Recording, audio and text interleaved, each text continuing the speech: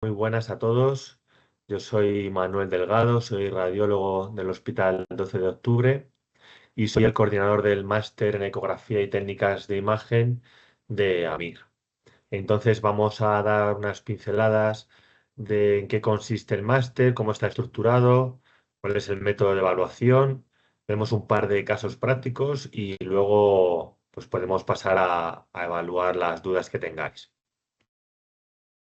Bueno, para empezar, comentar que la radiología en general es una de las especialidades médicas que más ha evolucionado en los últimos años y esto pues se obliga a una formación continuada. Cada vez hay más técnicas, más procedimientos, las indicaciones a veces van cambiando, los hallazgos y por tanto pues hay que seguir un poco actualizándose en este tema porque pues no hay paciente que vaya a la urgencia que no tenga una prueba de imagen o para el diagnóstico pues son pruebas complementarias prácticamente de cualquier enfermedad, de cualquier patología que se sospeche que hay que realizar para apoyarnos en ese diagnóstico o descartarlo.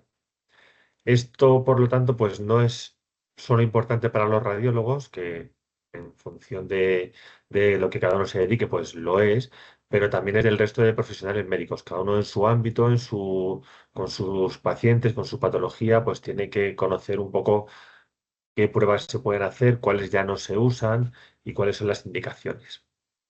Todo esto, pues con la inteligencia artificial se ha ido desarrollando incluso más rápido, ¿no? Ya pues hay centros médicos donde la historia clínica la realiza una aplicación, un software del ordenador que escucha al paciente lo que él cuenta, lo que él responde y te hace una historia clínica. O hay sistemas de software de inteligencia artificial para radiografías de tórax, para valorar nódulos pulmonares, para valorar anomalías en la mamografía. Entonces esto pues parecía que no iba a llegar nunca, pero ya está aquí y cada vez pues se va implantando más. Esto es todavía más evidente con la ecografía. Que la ecografía se ha expandido mucho más porque los ecógrafos pues utilizan ultrasonidos, no utilizan radiaciones ionizantes. Es una prueba relativamente barata y es inocua para el paciente. Entonces pues se puede, o sea, los ecógrafos antes eran unos trastos enormes, ahora pueden ser incluso portátiles. Las ondas son muy pequeñitas, muy manejables. Entonces, pues es una prueba de imagen muy eficaz que, dependiendo de lo que se busque, puede ser muy, muy útil.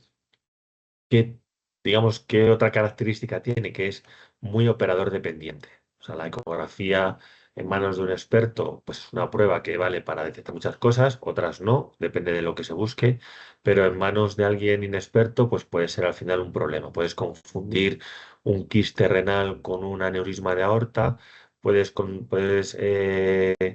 valorar el hígado y creer que una lesión hepática es una vesícula que está colapsada, en fin, muchas cosas.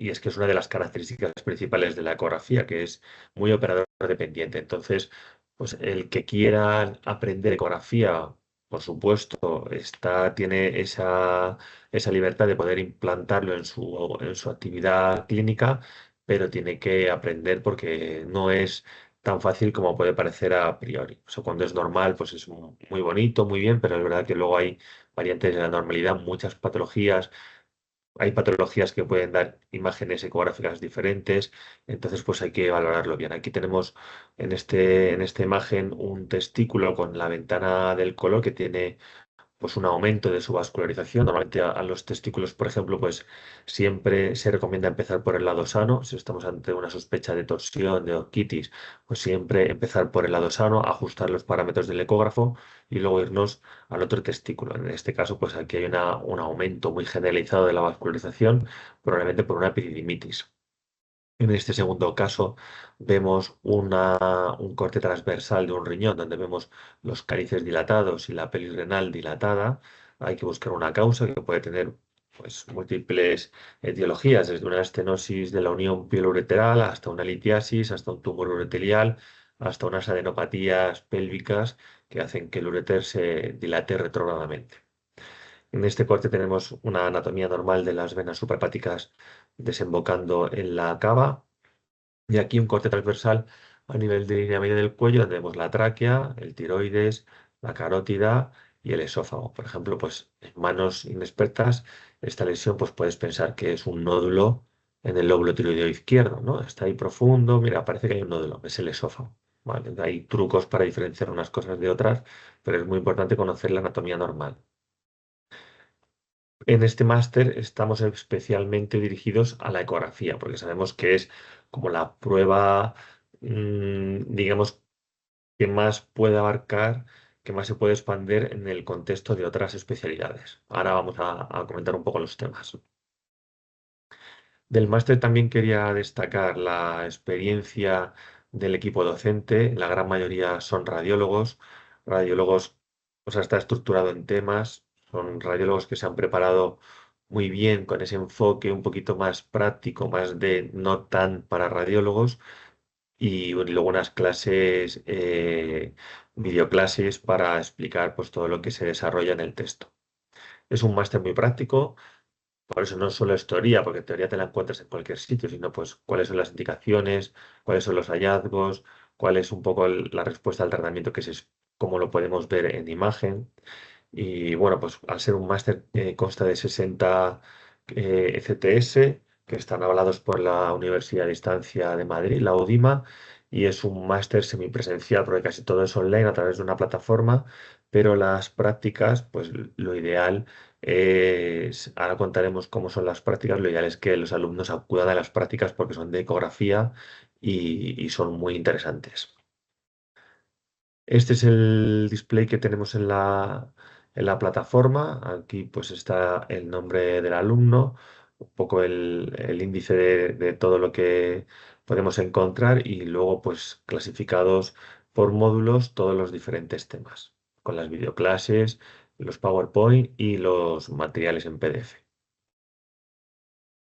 Vamos a empezar por las clases teóricas. Hay 4 clases de bases físicas, 13 de radiología torácica, donde se va a ver pues, la anatomía normal, en radiografía de tórax y en el escáner, y luego las diferentes patologías, pues empezando desde patología infecciosa, tumoral, patología intersticial, hallazgos traumáticos, un poco valorando todo, explicando, pues eso, pues como aquí vemos unos infiltrados parcheados, periféricos en ambos lóbulos pulmonares, qué diferencia hay entre la afectación parenquimatosa en vidrio deslustrado o la afectación alveolar, cuáles etiologías te pueden dar una u otra apariencia. Por ejemplo, estos pues, son hallazgos clásicos del COVID, de la neumonía por COVID.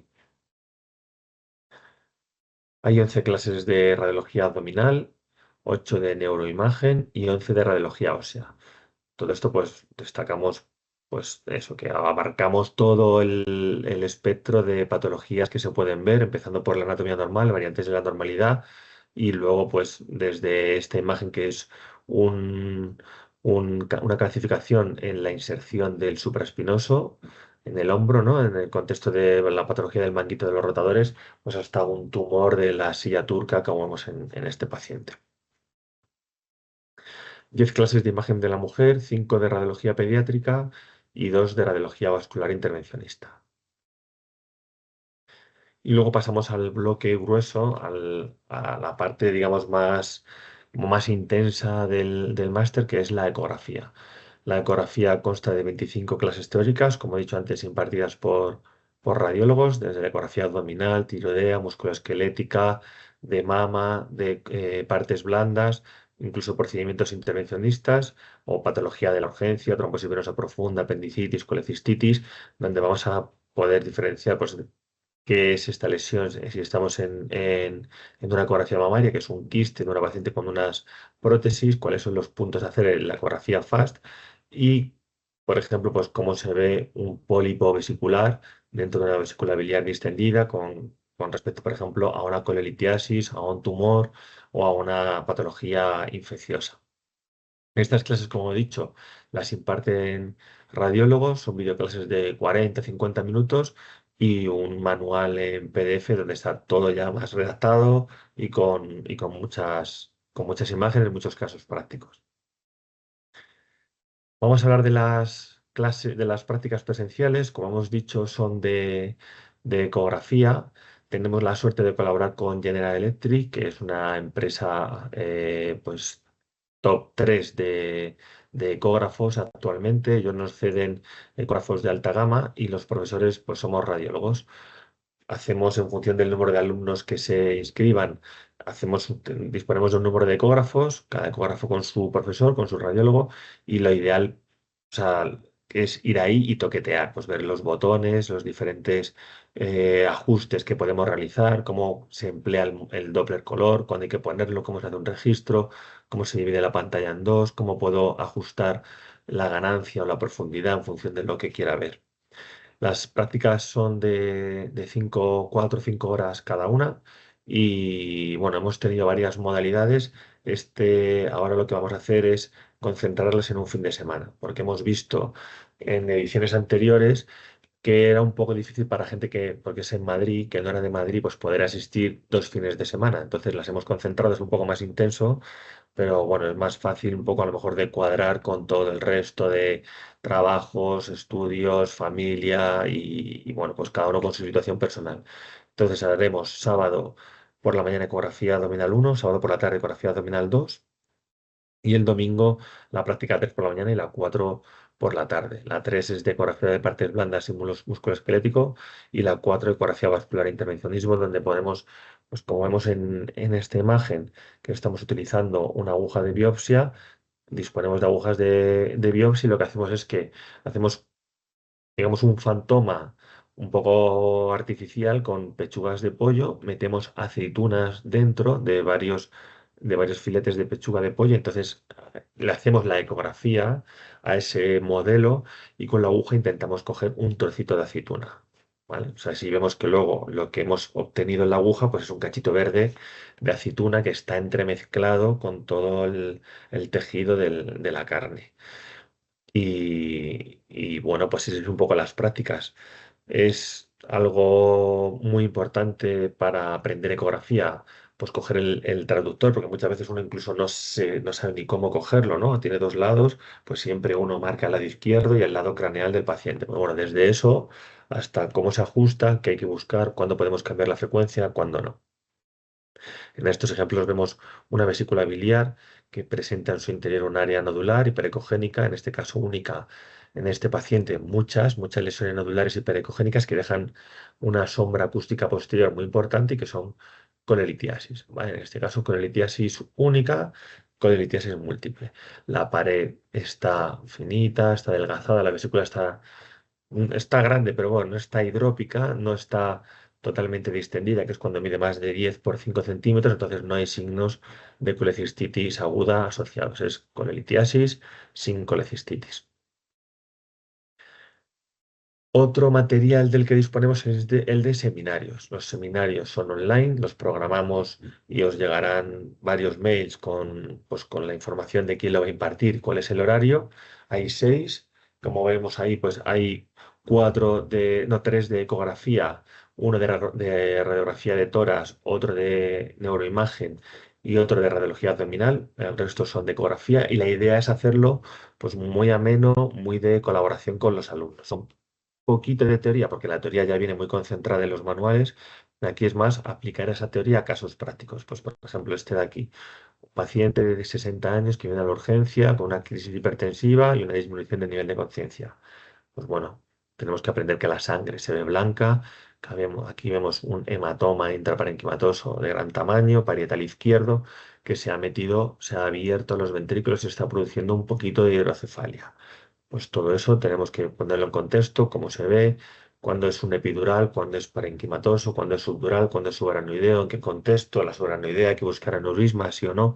Pues todo eso lo comentamos en casos prácticos que también son radiólogos, cada uno experto en el seminario que da, o sea, un neuroradiólogo es el que va a dar el seminario número 3, una persona que se dedica a radiología abdominal es la que va a dar el seminario número 4. Y ahí es, pues eso, la idea son personas con mucha capacidad de dar docencia y la idea es que los alumnos pues se involucren, participen y sea como una cosa divertida, amena y a la vez pues para aprender casos prácticos pues que tenemos muchos, ¿no? Estos serían los seminarios. La evaluación, pues al final va a ser apto o no apto y para evaluarlo es un examen teórico con preguntas tipo test y un trabajo fin de máster. El trabajo fin de máster es obligatorio, hay que hacerlo y hay que corregirlo, pero hay que dar facilidades porque, bueno, es un máster, son muchos temas, hay que aprender mucho, pero tampoco hay que hacer una tesis. O sea, hay que hacer un trabajo fin de máster con en la plataforma hay unos requisitos de cómo hay que hacerlo, incluso hay unos temas, hay como 15, 20 temas orientativos, porque bueno, a veces hay gente que lo tiene más claro de lo que quiere realizar el máster por su experiencia personal o porque hay un tema que le interesa, puede ser bien una revisión de la literatura o un estudio basado en en tus propios casos y en tu propia experiencia. Y hay gente que lo tiene más claro, pues yo voy a evaluar las litiasis, cómo se ven en la radiografía, en la ecografía, en el escáner. Hay gente que no tiene tan claro de qué quiere hacerlo. Entonces, pues bueno, hay unos ítems, hay unos temas estándar a los que uno se puede acoger si le parece bien, al que más se adapte pues a sus particularidades, a su experiencia para hacerlo. Hay un tutor, que en este caso pues soy yo, que voy a contestar las dudas que tengáis, de cómo enfocarlo, de si voy bien, si voy mal, o sea que no hay que estresarse por el trabajo fin de máster. Hay mucha gente que es como algo que le preocupa mucho. Bueno, pues no, no es ningún obstáculo porque va a ser algo que os vamos a ayudar a hacerlo. Vamos a ver unos poquitos casos así interesantes. Esta, no sé si os acordáis de la vesícula anterior, la voy a volver a poner. La vesícula tiene bilis y el líquido se ve anecoico. Anecoico es ausencia de eco, se ve totalmente negro y con buena transmisión del sonido. La vesícula transmite muy bien el sonido, lo que no transmite bien el sonido es la litiasis, pues se ve esta sombra. Entonces, en este caso que vemos aquí, pues vemos una vesícula distendida, vemos que está como muy gorda, con un contenido ecogénico, o sea, no se ve negro, sino que esto es pues un contenido más espeso, más denso y un engrosamiento de la pared. La pared de la vesícula normalmente pues, se tiene que poder dibujar como si fuera con un lápiz, con una punta fina, y aquí vemos que existe un grosor que va desde aquí hasta aquí, que puede ser pues de 5 o 6 milímetros. A partir de 3 milímetros, digamos que esa vesícula tiene una pared engrosada. Si a eso le sumamos el signo de Murphy ecográfico positivo, que es que cuando ves la vesícula aprietas y el paciente, ay, le duele, y junto con la presencia de estas imágenes aquí hiperecogénicas en el fundus, pues son signos de colecistitis aguda. ¿Vale? Tiene una colecistitis, una inflamación de la vesícula con piedras. También en el escáner pues se ve así, se ve la pared gordita, engrosada, con las litiasis, con signos inflamatorios adyacentes, colecistitis aguda. En este paciente es un paciente de la urgencia que viene con un dolor irradiado, o sea, abdominal, irradiado como en cinturón hacia la espalda, pero no estaba claro el diagnóstico de pancreatitis, entonces se hizo un escáner y lo que vemos es un corte transversal del abdomen donde vemos los riñones, riñón derecho, riñón izquierdo, las vértebras, aire en el marco colónico y vemos como el páncreas tiene varias partes, ¿no? Proceso uncinado, cabeza, cuerpo y cola. Pero bueno, este páncreas está aumentado de tamaño, está un poquito hematoso, inflamado y tiene líquido alrededor. Este líquido que está aquí ya perirrenal, esto es la glándula suprarrenal, que es así como en forma de Y. Vemos un aumento de tamaño de la glándula pancreática con líquido alrededor, borrosidad de los planograsos adyacentes, pues bueno, hallazgos compatibles con una pancreatitis edematosa con colecciones asociadas. A veces es muy importante valorar el páncreas, ese tejido normalmente capta contraste, así se ve con una densidad altita de que el contraste le está llegando. ¿Qué pasa cuando hay una necrosis pancreática? ¿Cómo se ve? Pues vemos esta parte está respetada, digamos que este páncreas, parte de la cabeza es normal, pero todo esto y esto que es otro corte más inferior donde vemos también la cola, o sea, la cola y todo el cuerpo e incluso parte de la cabeza, pues está necrosado, no capta contraste, es una pancreatitis necrótica. ¿Vale?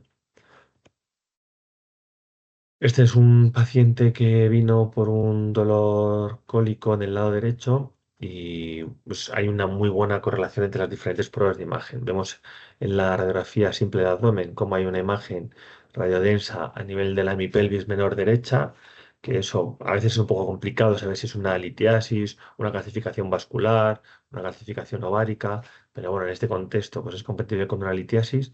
Se le hizo una ecografía donde vemos una dilatación de varios grados, que esto pues también se explica en la clase correspondiente, los grados de hidronefrosis. Esto sería un grado 2 donde están los cálices dilatados y cómo el uréter se ve dilatado hasta que vemos este stop que está producido por esta imagen nodular hiperecogénica con sombra posterior, que es una litiasis y que se correlaciona muy bien con la imagen de la radiografía. Entonces vemos como hay una litiasis prácticamente en el meato ureteral, en la desembocadura del uréter en la vejiga, con dilatación retrógrada del uréter y está condicionando una hidronefrosis.